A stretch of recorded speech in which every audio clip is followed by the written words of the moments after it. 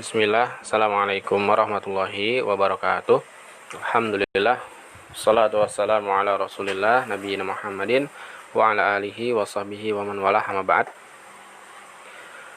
Salih dan salihah, mudah-mudahan kalian semua dalam keadaan sehat walafiat.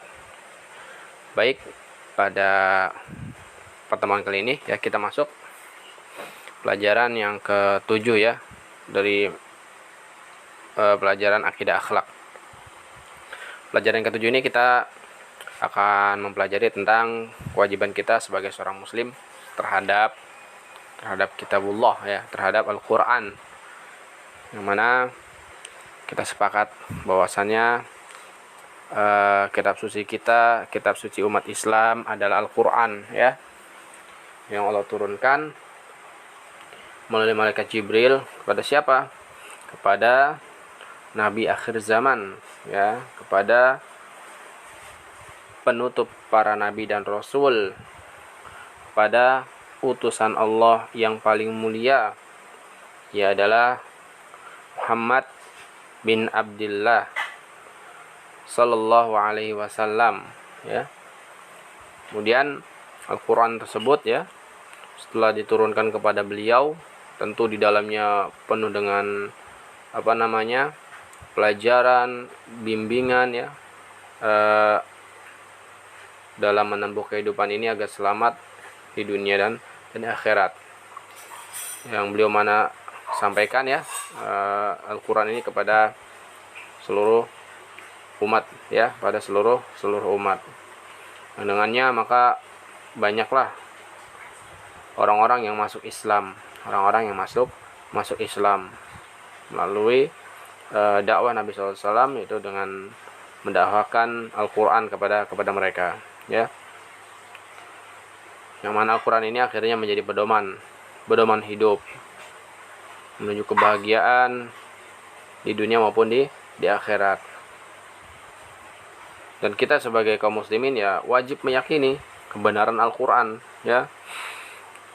Alif Lam Mim, dzalikal kitabu la raiba fi ya, hudal lil muttaqin, kata Allah. Itulah kitab ya, itu Al-Qur'an,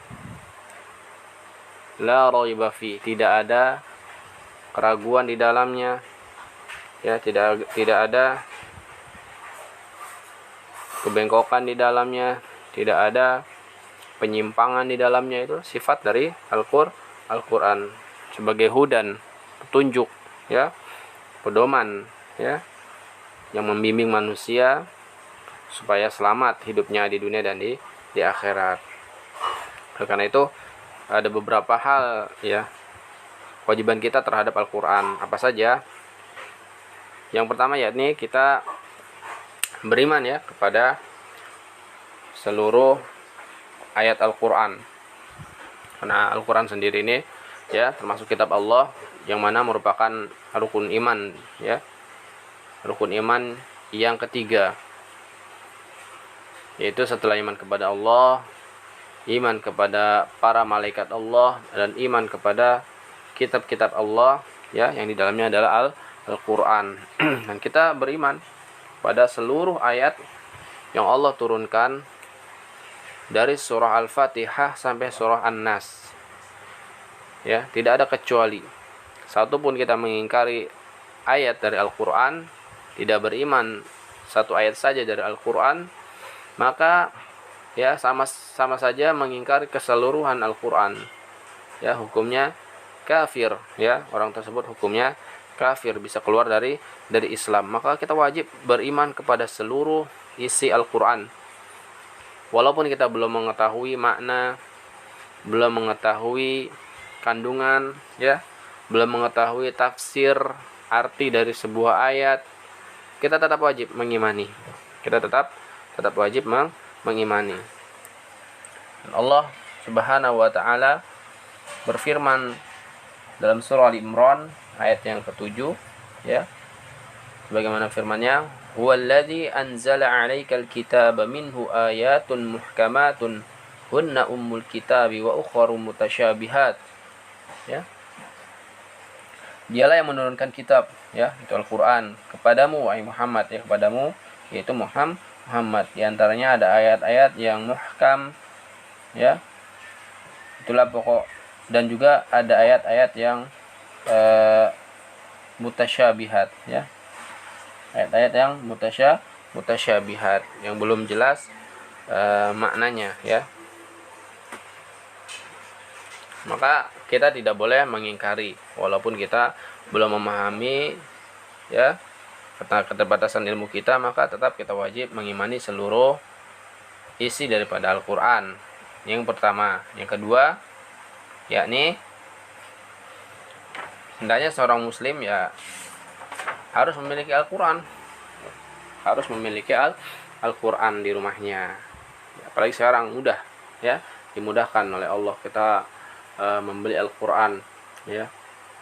Atau ada lembaga-lembaga dakwah sosial juga banyak yang membagikan secara gratis Al-Quran, atau kita download aplikasi Al-Quran, ya.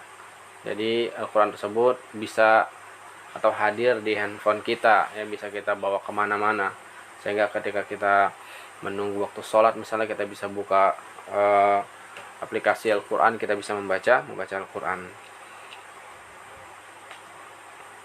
ya. Kemudian yang berikutnya, yang ketiga adalah tidak lupa kita untuk memuliakan Al-Quran, ya, memuliakan Al-Quran.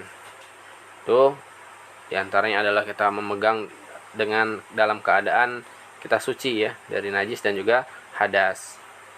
Artinya walaupun tidak wajib, ya, maka bentuk pengagungan kita kepada Al-Quran diantaranya kita memegang dalam keadaan sudah bersuci, ya, sudah bersuci. Kemudian membawanya juga dengan cara yang bentuk pemuliaan, ya, bukan ditenteng diseret gitu kan, atau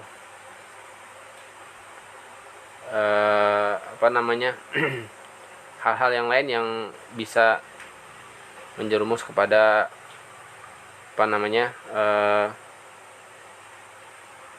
tidak mulia, ya, tidak hormat atau tidak memuliakan Al-Quran. Kemudian Al-Quran tersebut juga bukan kita beli untuk dipajang, ya, bukan dibeli untuk dipajang, ya, tidak akan membawa manfaat, ya, tidak akan membawa manfaat seperti pajangan misalnya ditempel, ya, di dinding gitu kan, ayat Al-Quran.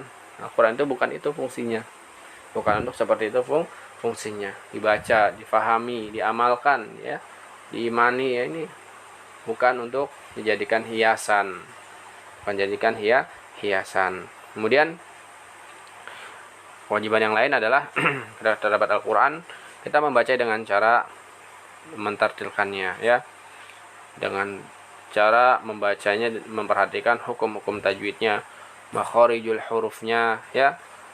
Jadi dituntut untuk kita untuk belajar memahami, ya, membaca Al-Quran dengan benar, ya, sebagaimana firman-Nya waratil Qur'ana tartila, dan baca Al-Quran dengan tartil, kata Allah Subhanahu wa taala dalam surah Al-Muzammil ayat keempat, ya. Kemudian diantara kewajiban kita terhadap Al-Quran lainnya adalah mendengarkan bacaan Al-Quran. Ketika dibacakan Al-Quran kepada kita, ya, kita dengarkan baik-baik, kita simak baik-baik, baik itu yang membaca umi atau abi, atau di jalan, ya, suatu masjid memperdengarkan bacaan melalui speaker masjid, ya, maka kita dengarkan, ya, kita simak baik-baik, ya, karena ini merupakan perintah dari Allah Subhanahu wa taala, ya, menyimak bacaan Al-Qur'an, mendengarkan bacaan Al-Qur'an, ya, ini merupakan perintah Allah Subhanahu wa taala. Wa idza quri'al Qur'an fastami'u lahu wa ansitu la'allakum turhamun, kata Allah dalam surah Al-A'raf ayat 204. Dan apabila dibacakan Al-Qur'an, maka dengarkanlah dan diamlah agar kamu mendapat rahmat, ya. Kata Allah, fastami'u lahu, dengarkanlah, wa ansitu, dan diamlah. Apa tujuannya? La'allakum turhamun, maka kalian akan mendapatkan rahmat. ya, mendapatkan rahmat. Ingat, dengan kita mendengar Al-Qur'an, hati kita menjadi tenang, ya, hati kita akan menjadi tenang, tentram, ya, damai, bahagia. Maka kita dengarkanlah Al-Qur'an. Selain kita membaca Al-Qur'an, kita juga boleh meminta, misalkan Umi atau Abi, tolong dong bacakan Al-Qur'an, ya, aku mau dengar, ya, seperti itu, ya. Ini perbuatan terpuji, terpuji. Kemudian kewajiban lainnya adalah kita mempelajarinya tentunya, ya, mempelajari Al-Qur'an. Selain tadi kita mengimani, kita memuliakan, ya, kita memperhatikan bacaannya ketika membaca, tidak seenaknya, semaunya. Kemudian juga itu kita juga mendengarkan ketika ada orang yang sedang membaca, kita perhatikan, ya. Maka ini semua merupakan bentuk apa ya, mencarger iman kita, ya. Semakin kita sering melakukan hal ini, semakin kuat iman kita, insyaallah. Juga kita dianjurkan untuk menghafal Al-Qur'an, ya, menghafal Al-Qur'an. Maka jadikanlah di antara hobi kita, ya, kesenangan kita, yaitu kita menghafal Al-Qur'an. Dan bahkan Masya Allah, jika saleh dan salihah mempunyai cita-cita besar, yaitu apa? Menjadi hufaz, para penghafal Al-Qur'an, ya. Mudah-mudahan, semoga Allah mudahkan saleh dan salihah menjadi kelak, ya, sebagai orang-orang yang hafal Al-Qur'an. Amin ya rabbal alamin. Ya. Kemudian juga mempelajari Al-Qur'an, ya. Mempelajari Al-Qur'an, baik dari sisi bacaannya, baik dari sisi maknanya, ya, kita mempelajari bahasa Arab sehingga kita tahu arti apa yang kita baca, baik dari sisi tafsirnya, ya, dan yang lain sebagainya, ya, dan lain sebagainya. Maka ini adalah merupakan hal yang amat sangat terpuji, ya, amat sangat terpuji. Makanya Nabi juga bersabda, khairukum man ta'allamal Qur'ana wa 'allamahu. Sebaik-baik kalian adalah orang yang mempelajari Al-Qur'an dan mengajarkannya, ya. Tentang apa? Tentang cara membaca yang benar, ya, tentang makna-makna yang tersirat dalam Al-Qur'an, ya. Kemudian kisah-kisah yang ada dalam Al-Qur'an kita pelajari semuanya.